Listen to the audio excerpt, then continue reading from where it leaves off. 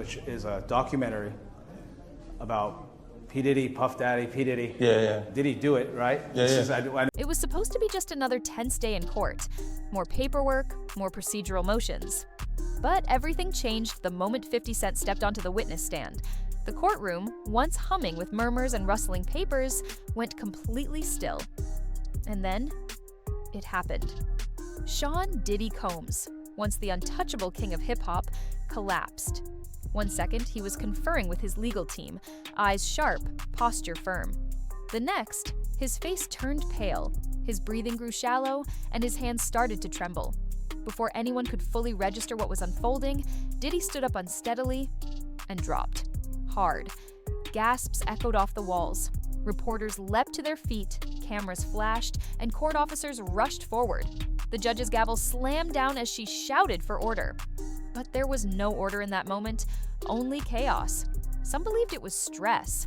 Others whispered it was guilt. But those who were there, they knew. Something had cracked. Something big. It wasn't just the heat of the courtroom or the pressure of a high-profile trial. It was the weight of whatever 50 Cent was about to reveal. And Diddy knew it. Paramedics rushed in. His legal team huddled around him, their faces strained, whispering urgently. Meanwhile, 50 Cent sat still, unmoved, eyes steady, watching the empire he once feared begin to crumble right in front of him. That collapse wasn't just physical, it was symbolic.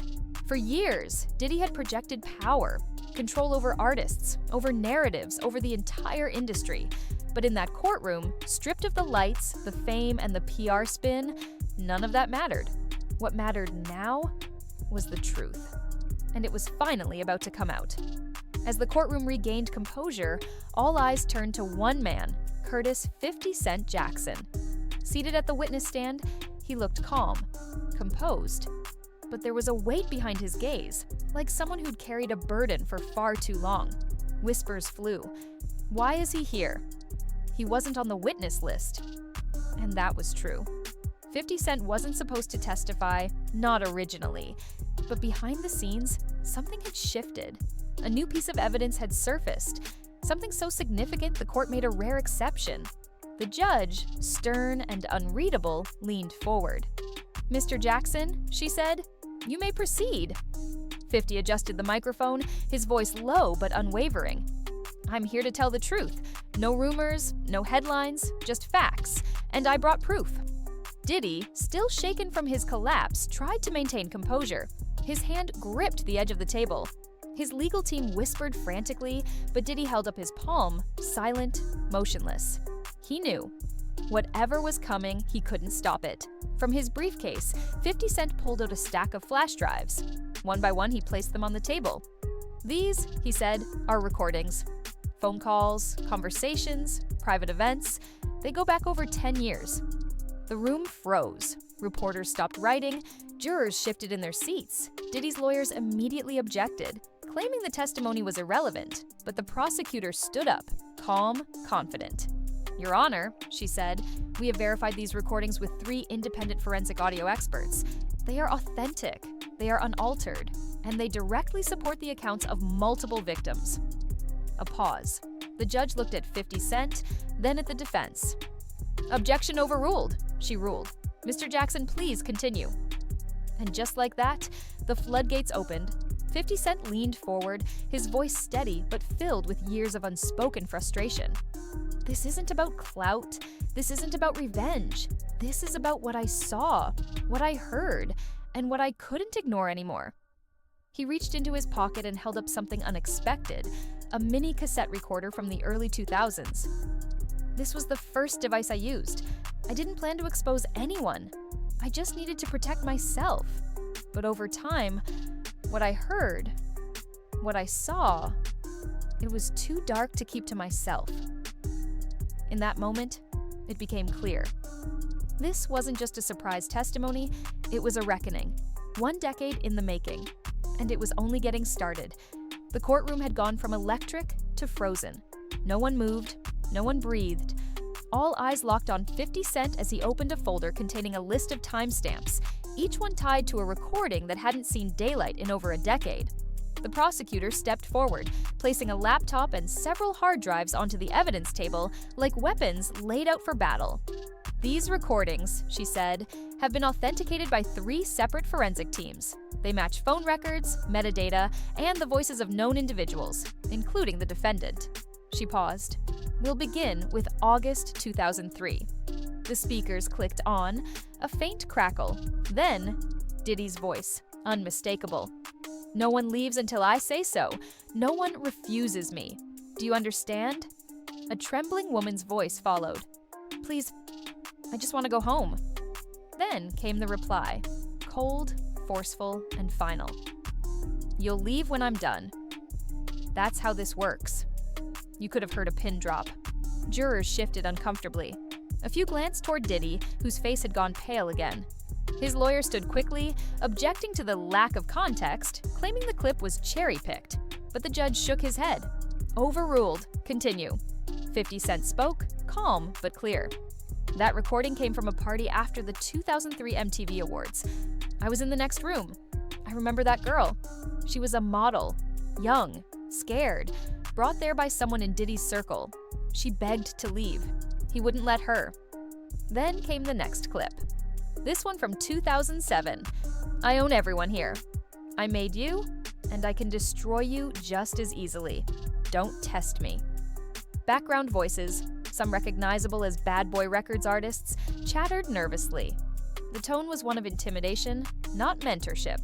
50 Cent continued, "That was during a studio session. An artist pushed back on a creative change.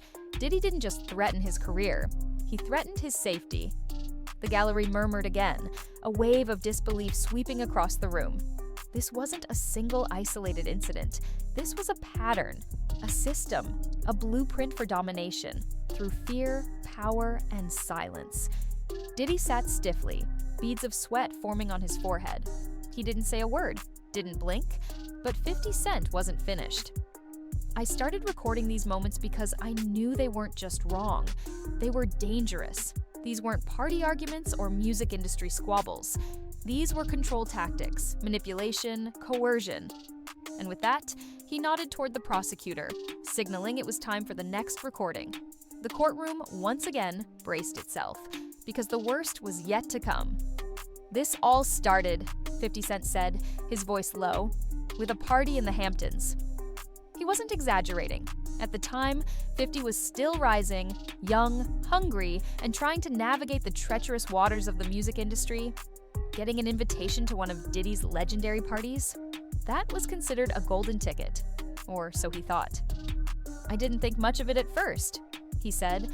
"It was supposed to be a networking opportunity.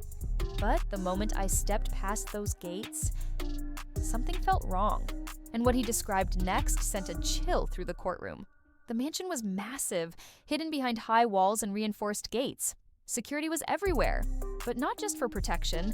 Guests were forced to hand over their phones. Some were frisked. Everyone was watched.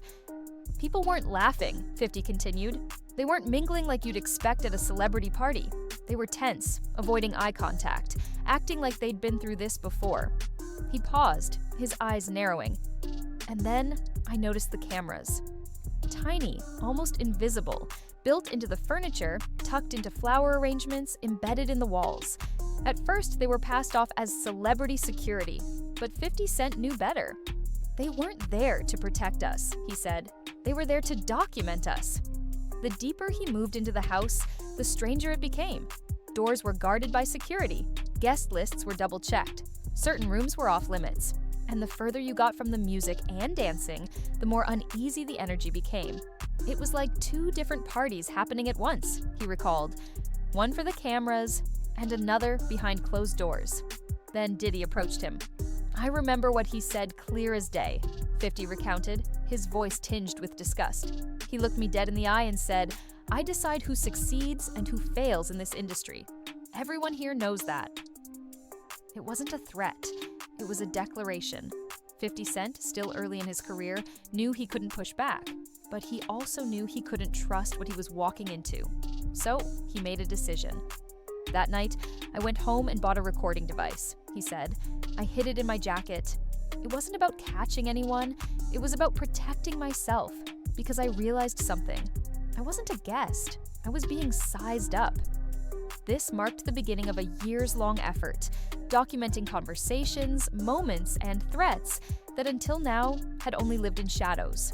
And now, one by one, those shadows were stepping into the light.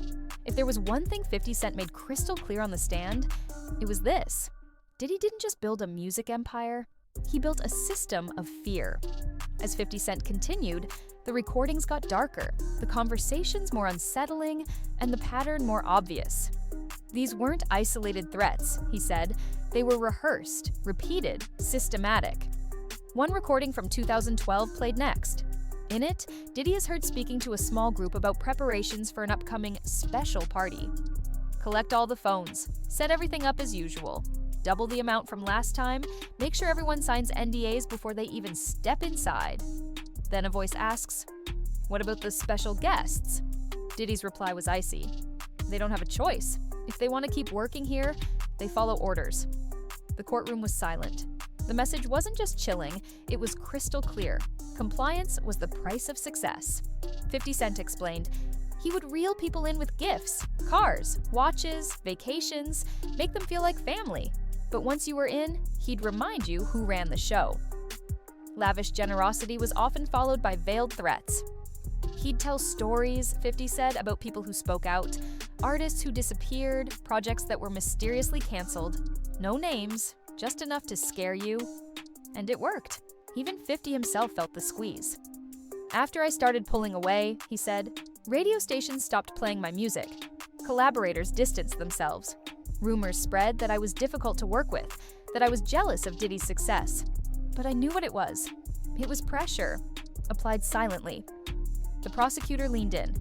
"Did you ever see Diddy directly threaten someone's career?" 50 didn't hesitate. "Plenty of times." He recalled one bad boy artist who pushed back on a contract clause, only to get dropped without explanation 2 weeks later. Another refused to attend one of Diddy's weekend retreats and suddenly found himself blacklisted by producers, managers, and media contacts alike. "It wasn't just what Diddy said," 50 continued, "it was what everyone else did after he said it. That's how you knew he controlled the room."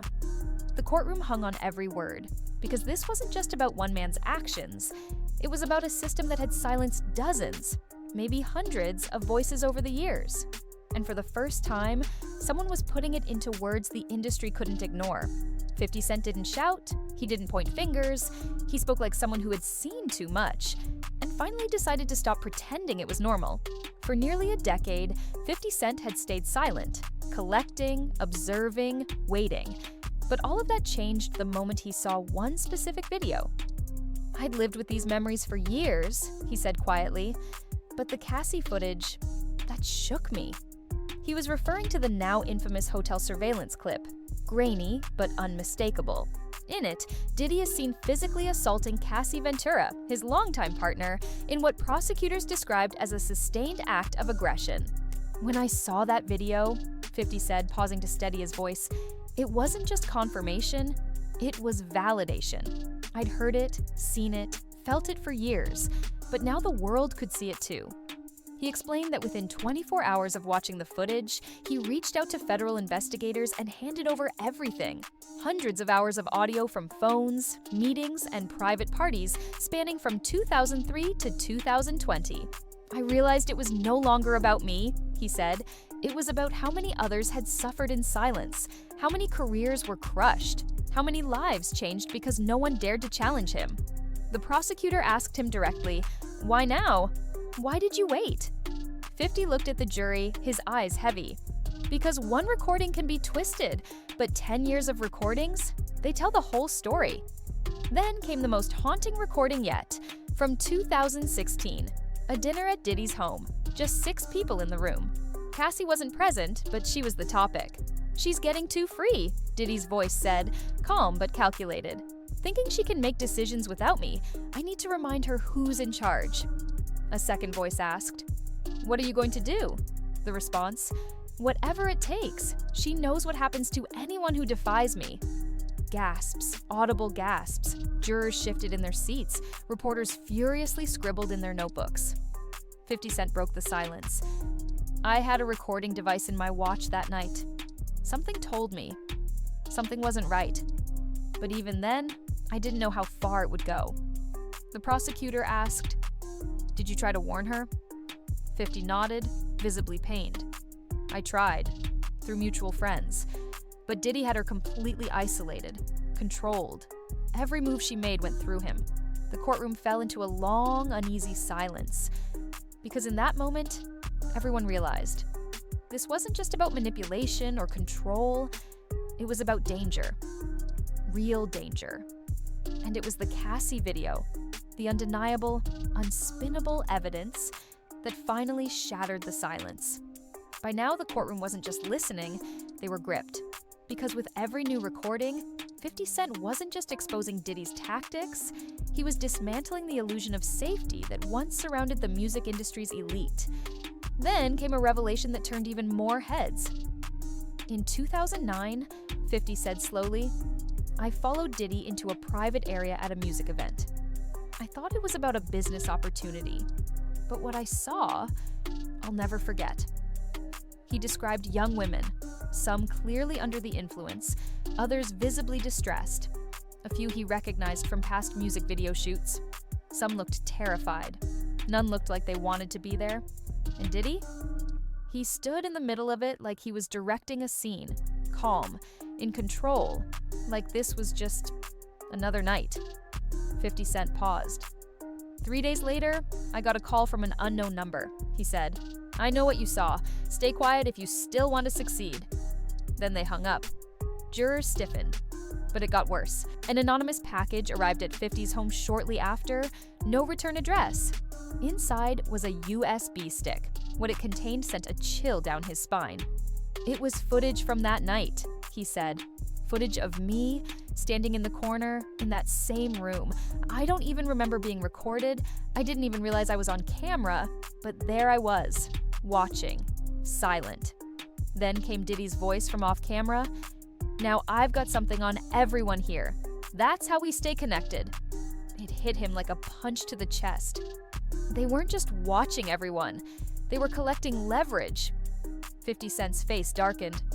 "I realized then I wasn't just a guest at those events. I was a potential pawn, a piece in his system of control." The prosecutor asked, "What did you do?" "I started recording everything, every meeting, every interaction, not for revenge, not even for justice, but to protect myself. And maybe one day, someone else." From that moment forward, 50 Cent transformed from observer to archivist, not just documenting what happened, but preparing for a day when the truth would finally be heard. And now, that day had arrived. By this point, the courtroom wasn't just tense, it was on edge. Every eye stayed fixed on 50 Cent as he leaned forward, ready to share what many in the industry had only dared whisper behind closed doors. "What I'm about to play," he said, "isn't just another recording. It's a blueprint. This is how Diddy kept everyone in check. Fear wasn't a side effect, it was the currency." The next clip, from 2014, echoed through the speakers like a punch to the gut. Diddy's voice was calm, matter of fact, too calm. "Money isn't enough. Money runs out. Fame, that fades. The key is to hold something over everyone around you. That's real power." The jury visibly reacted. One juror covered their mouth, another scribbled furiously. The judge didn't flinch, but his jaw tightened. 50 Cent looked around the courtroom. That wasn't an offhand comment. That was how he operated. He explained how Diddy would use grand gestures, luxury cars, exotic trips, exclusive access, to make people feel chosen, special, indebted. And then, he said, just when they felt invincible, he'd remind them of what happened to those who crossed him. Artists dropped from labels without explanation. Tour deals mysteriously fell through. Interviews canceled, collaborations pulled. People disappeared, not literally, but from the public eye, like they never existed. The message was always clear, 50 said. This could happen to you.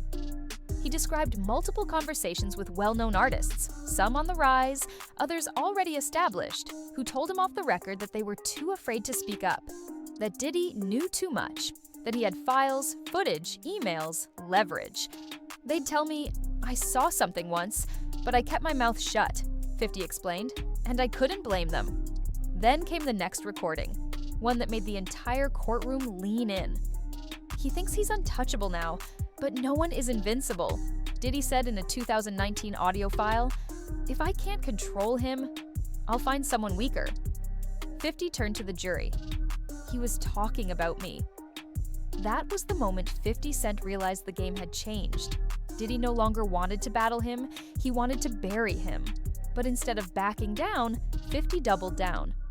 "I knew I had to keep going," he said, "not just for myself, but for everyone else too scared to stand here and speak." The prosecutor asked, "Is that when you decided to go to the authorities?" "No," 50 replied. "Not yet.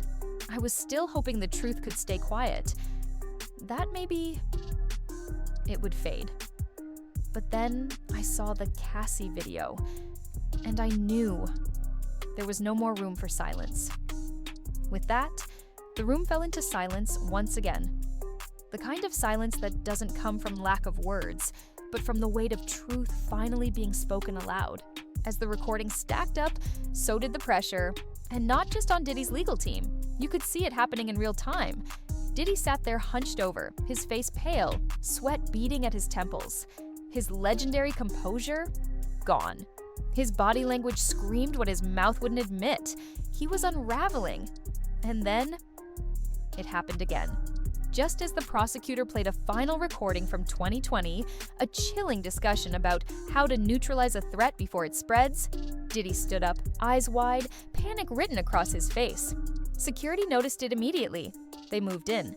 But before anyone could act, his eyes rolled back, his knees buckled, and for the second time, the man once known for controlling every room he entered collapsed to the courtroom floor. Gasps exploded from the gallery. Jurors jolted back in their seats. Reporters fumbled for their phones. The judge slammed her gavel repeatedly, but couldn't contain the chaos.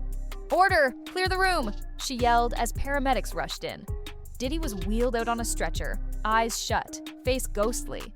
And just like that, the once invincible mogul was reduced to a broken man beneath the fluorescent courtroom lights. But 50 Cent? He didn't flinch. He didn't gloat. He watched, expressionless. The weight of everything he'd carried for 10 years wasn't satisfaction. It was sorrow. The next morning, court resumed. Diddy's legal team tried again to delay proceedings, citing stress, dehydration, and heart irregularities. The judge, without blinking, refused.